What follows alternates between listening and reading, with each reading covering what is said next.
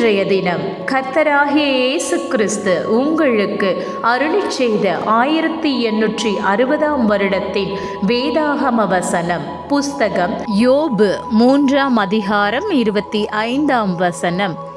ஏனெனில் வருமென்று நான் அருக்கழித்தது எனக்கு நேரிட்டது. இவ்வசனத்திற்குரிய சிறிய வெளிச்சம் இதோ. யோபுவுடைய பயமே அதை அவனிடத்தில் கொண்டு வந்தது.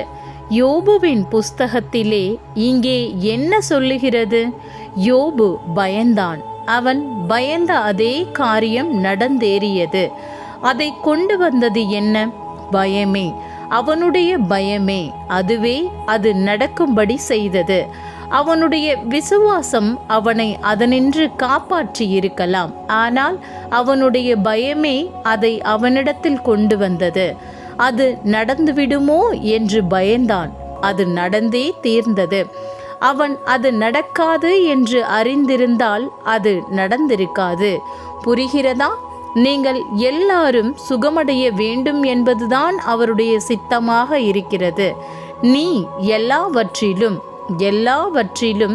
வாழ்ந்து சுகமாயிருக்கும்படி விரும்புகிறேன் என்று வேதாகமம் கூறுகிறது.